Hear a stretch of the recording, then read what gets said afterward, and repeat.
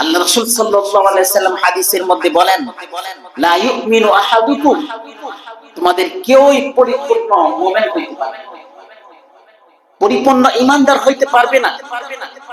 লা ইউমিনু আহাদুকুম, তোমরা কেউই, তোমাদের মধ্যে থেকে কেউই পরিপূর্ণ কামেল ঈমানদার হইতে পারবে না, হাত্তা আকুনা হাব্বা ইলাইহি, ততক্ষণ পর্যন্ত তার কাছে আমি সবচেয়ে বেশি প্রিয় না।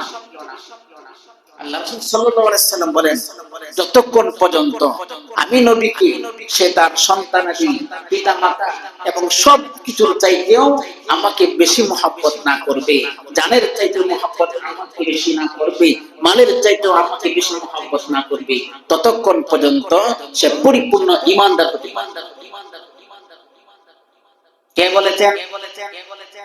আল্লাহ রাসূল সাল্লাল্লাহু আলাইহি সাল্লাম হাদিসের মধ্যে বলেন, আল্লাহ তাআলা কোরআনের মধ্যেও এই কথা বলে দিয়েছেন, তোমার সন্তানাদি, তোমার বিবি বাচ্চা, তোমার মাল দৌলত সবকিছুর চাইতে রাসূলের মহব্বত, আল্লাহর মহব্বত বেশি রাখতে হবে। রাসূলের মহব্বত বেশি রাখতে হবে। সাহাবায়ে কেরাম রাসূল সাল্লাল্লাহু আলাইহি সাল্লামকে কেমন ভালোবাসতেন, কেমন মহব্বত করতেন।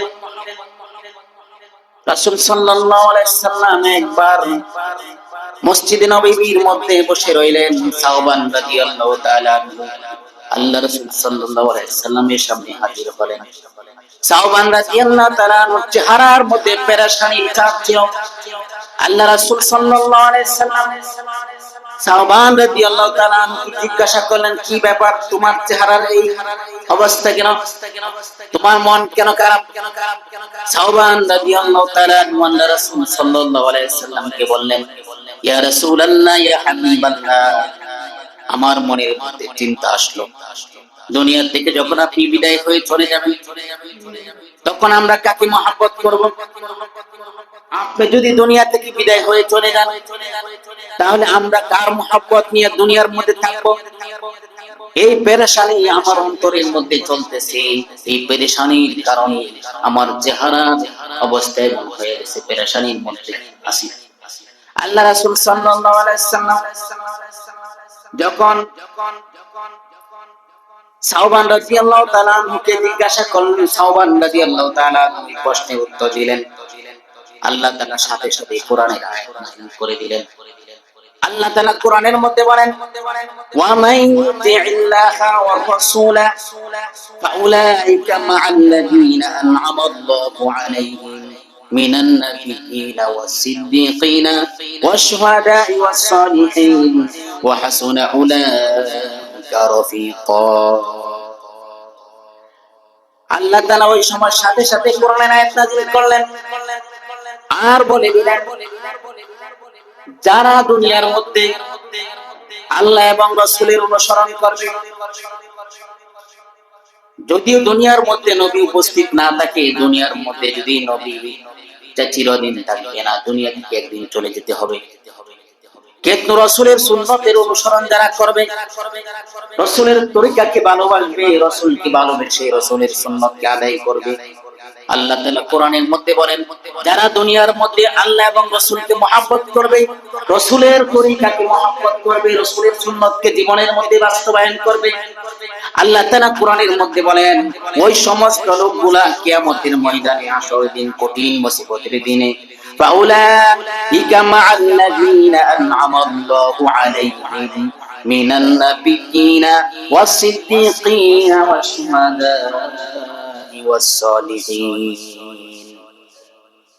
আল্লাহ তাআলা কোরআনের মধ্যে বলেন, ওই সমস্ত লোকগুলা যারা দুনিয়ার মধ্যে রাসূলের অনুসরণ করেছিলেন, যারা দুনিয়ার মধ্যে আল্লাহকে মহব্বত করেছিলেন, রাসূলকে মহব্বত করেছিলেন, কিয়ামতের ময়দানে ওই সমস্ত লোকগুলা নবীদের সাথে উপস্থিত হবে, তাদের হাসর নাসর হবে নবীদের সাথে, সিদ্দিকীনদের সাথে, শুহাদার সাথে, শহীদ যারা হবে তাদের সাথে হবে, তাদের হাসর হবে সালিহিন নেককারদের সাথে।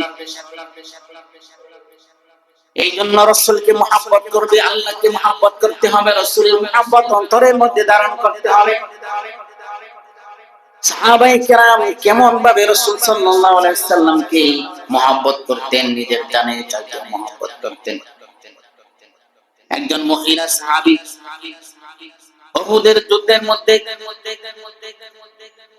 উহুদের যুদ্ধের ময়দানে যুদ্ধ চলতেছিল। একজন মহিলা সাহাবী তার সন্তান ওই যুদ্ধের মধ্যে শরীক ছিল, তার স্বামীও ওই যুদ্ধের মধ্যে শরীক ছিলেন। উহুদের যুদ্ধের ময়দান থেকে মদিনার মধ্যে ঘোষণা আসলো যে রাসূল সাল্লাল্লাহু আলাইহি ওয়াসাল্লাম শহীদ হয়ে গেছেন। এই কথা শুনে মহিলা ঘর থেকে উহুদের যুদ্ধের ময়দানে দিকে দৌড়ানো শুরু করে দিলেন। আর বলতেছেন আমার নবী কেমন আছে এভাবে জিজ্ঞাসা করতেছেন। মহিলা যুদ্ধের ময়দানে দিকে দৌড়াইতেছেন। কিছু দূর যাওয়ার পরে একজন সংবাদ দিল ওই মহিলাকে যে মহিলা তোমার সন্তান ওই যুদ্ধের ময়দানের মধ্যে শহীদ হয়ে গেছে। ওই মহিলা ওই ব্যক্তির কথা কোনো কর্ণপাত করল না, বরং ছেলের কথা জিজ্ঞাসা না করে বলতেছে আমার নবী কেমন আছে। সুবহানাল্লাহ, কেমন মহব্বত ছিল সাহাবীদের অন্তরে। মহিলা সাহাবী ও যুদ্ধের ময়দানে দিকে যাইতেছে,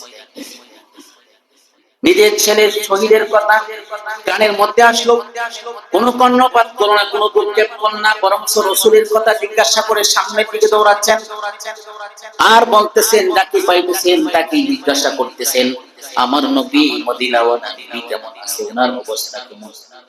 কিছু দূর যাওয়ার পরে ওই মহিলাকে আরেকজন সংবাদ দিল যুদ্ধের ময়দানে তোমার স্বামীও শহীদ হয়ে গেল।